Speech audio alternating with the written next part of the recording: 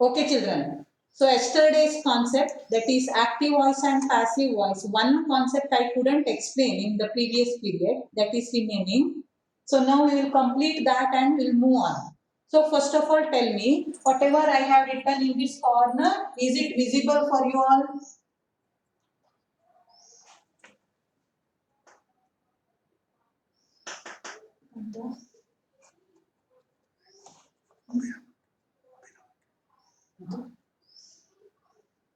Children, is it visible? I have written few sentences here. Call him, share it, sing this song, work hard, get out, sing now, run fast. So visible. Vaishnavi are Hegde. Vaishnavi are Hegde. Yes, Mataji. Marie, all the sentences, are they visible? Ah, Mataji, all the sentences are visible. Okay, very nice. Thank you. So let us check them once. See, let us go through these three sentences first. Okay. See, call him, share it, sing this song.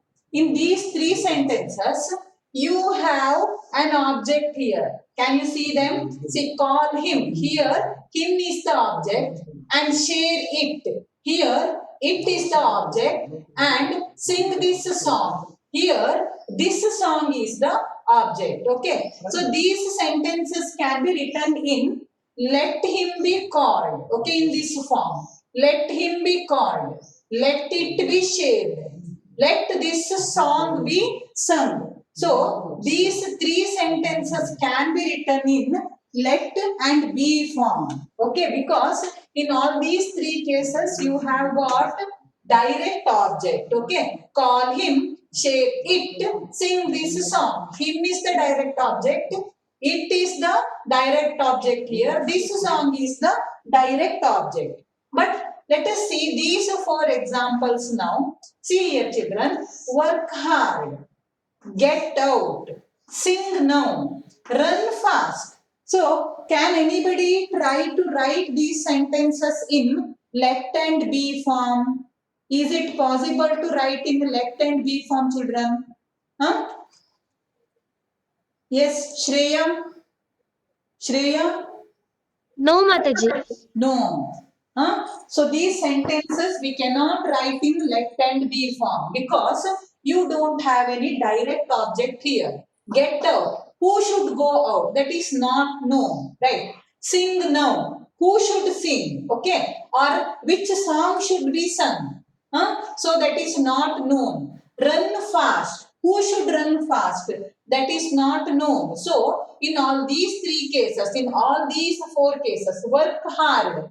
Who should work hard? So, direct object is not found in all these four cases, no? So, that is why in all these four cases, you have to start the sentences with, means you have to consider you as the object. Okay. So, work hard. You are advised to work hard. Get out. You are ordered to get out.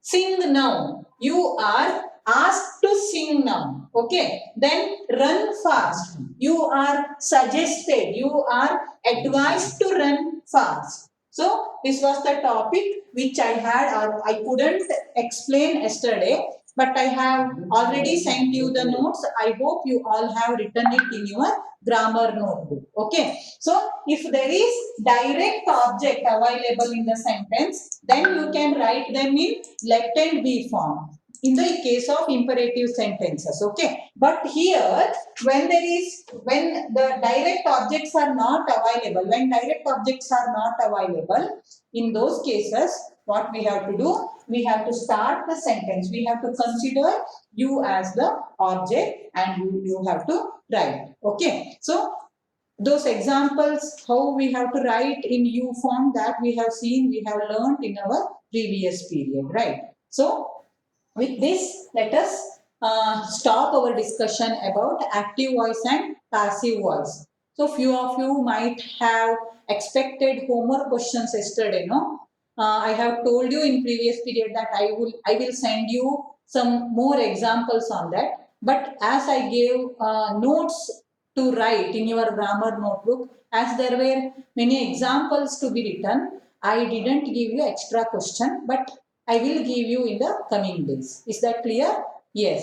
So with this, we will end our discussion about active voice and passive voice, and let us move on to direct and indirect speech.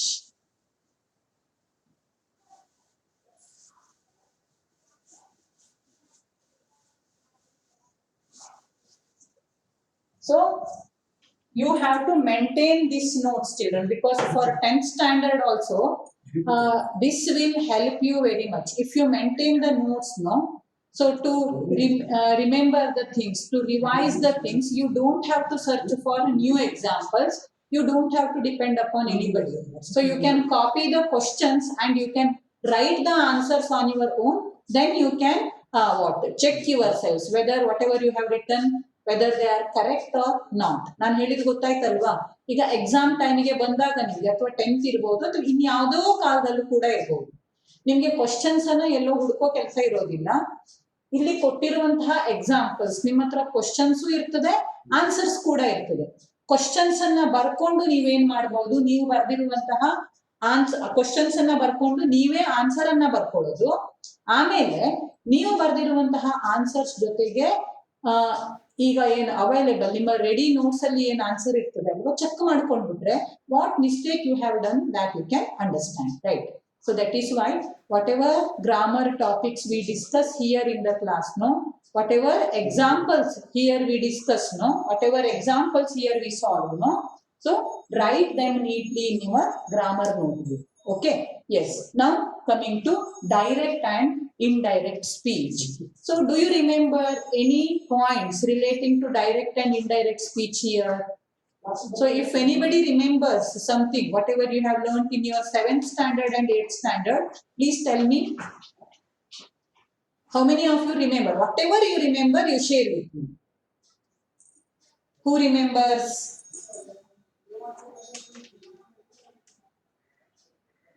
Abhiram, do you remember anything? You have raised your hand. Abhiram? Do you remember anything about direct and indirect speech? Abhiram? Then Tanvi? Tanvi? Tanvi? Children, am I audible to you all? Raise your hands once. ನಾನು ಹೇಳೋದು ಕೇಳಿಸ್ತಾ ಇದೆಯಾ ಎಲ್ಲರಿಗೂ?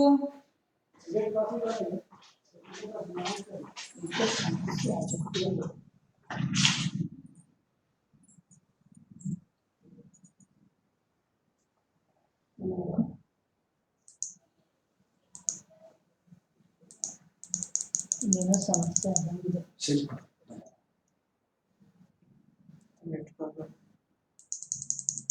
ಮತ್ತೆ net problem.